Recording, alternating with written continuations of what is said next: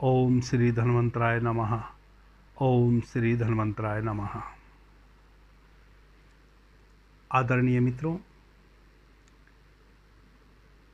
कल मैंने शीघ्र पतन के जो रोगी हैं उनके संबंध में विस्तार से चर्चा की थी। आज उस चर्चा को थोड़ा सा आगे बढ़ाते हैं। किन्हीं मित्रों को अगर शीघ्र पतन के साथ साथ शुक्राणुओं की भी कमी हो गई हो,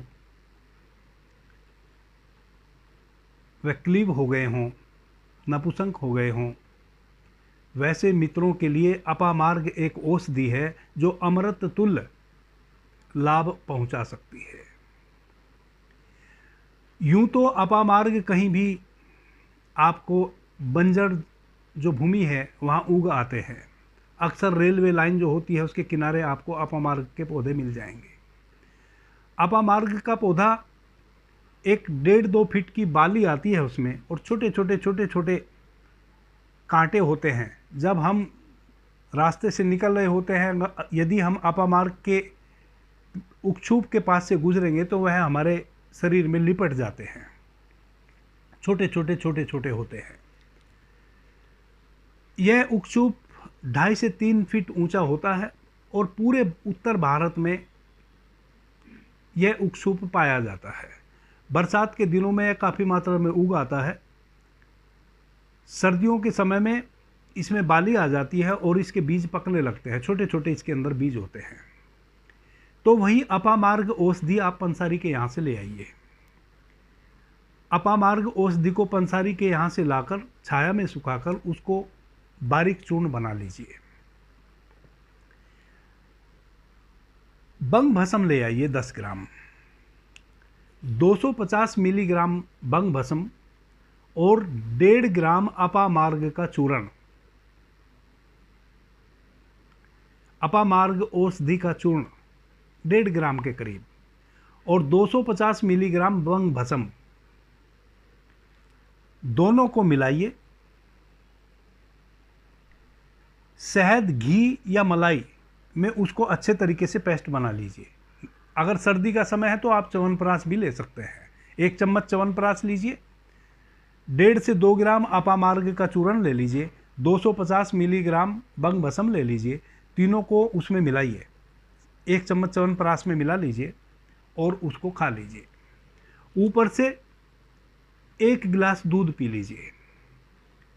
केवल 1 सप्ताह में अगर वीर्य में शुक्राणुओं की कमी हो गई है तो केवल 1 सप्ताह में शुक्राणु अपनी परिपूर्ण मात्रा में बढ़ जाएंगे।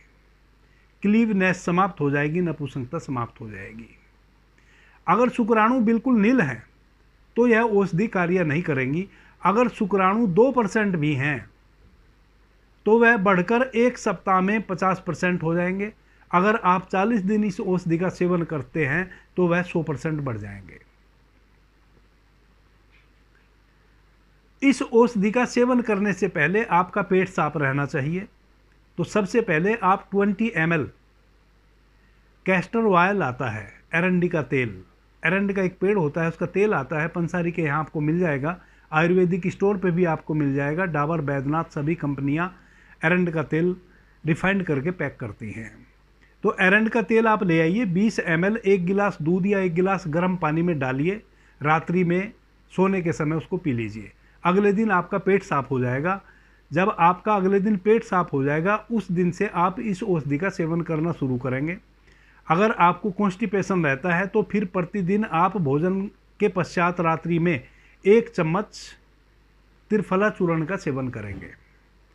यह अपामार्ग और बंग भस्म का चूर्ण आपने सुबह में खाली पेट ले लेना है, च्यवनप्राश या शहद या मलाई या घी में मिला के। ऊपर से कुछ नहीं लेना है। रात्रि में सोने के समय लीजिए, ऊपर से आप दूध पी लीजिए। इस प्रकार से इसका सेवन करना है। खटाई से परहेज करना है, बासी भोजन से परहेज करना है, बहुत ज़्यादा चाट पकौड़ी से परहेज करना है।